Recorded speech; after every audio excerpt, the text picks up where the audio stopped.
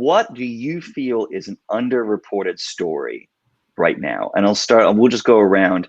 Pennsylvania and Philadelphia specifically is going to go the way of Detroit with our pensions at some point in the next 10 to 20 years. And we have received a huge stimulus from the federal government 3 times over. What's happening with that money? Has it gone to shore up our retirement obligations, our long-term liabilities, and what is the sort of long-term fiscal future? Figuring out a way to storytell around that and make sure that we are centering the needs and wants of both future retirees who are planning on getting checks and the burdens that are going to fall upon people of my age range is very crucially important. Ted, what do you feel is a really underreported story right now? Well, we're in Illinois where everything's broke, and the corruption is horrible, and all that, and finances are bad and all that. But I think in the grand scheme of things, we got to get the culture right. Because if we don't get the culture right, nothing else really matters, right? Finances don't matter. A lot of things don't matter. So, I want to say that probably the most dangerous thing we have out there is that combination of critical race theory / I'll just leave it at critical race theory, and I think people don't know what it is.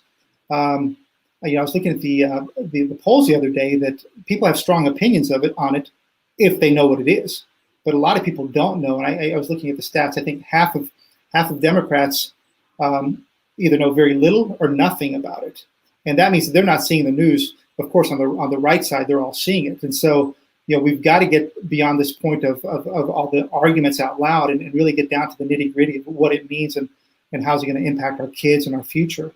And so I think we need to do better reporting, less hyperbolic reporting, but more about fairness and freedom and, I guess kind of the MLK way of talking about things.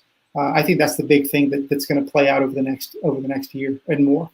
Well, and this also seems like a great argument, not just for showing up at city council meetings and doing that kind of local beat reporting, but also showing up at school boards and talking to parents, talking to electeds. That kind of reporting, I feel, is a real missed opportunity right now. Jillian? So I think we're living in a golden age of activism on both the left and the right. And one of my favorite things that a mentor taught me is any activist movement has its good people. It's also got its grifters. So if I were a young journalist starting out today, I would look into how to read nonprofit filings. I'd look into how to read PAC contributions and PAC spending, and look for self-funding, look for people who are using that activism to enrich themselves, because I think it's a great underreported story and you'll break news on it.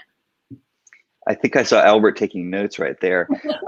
I've taken a few notes. Jillian, Albert, Ted, it's been wonderful talking with you. To everyone watching us, please subscribe to their outlets and support their outlets as well. I'll also say please subscribe to the Manhattan Institute, City Journal. We also have an outlet in City Journal that does writes a lot of local stories too. We all exist in this world to help tell important stories, especially these underreported stories that you heard today.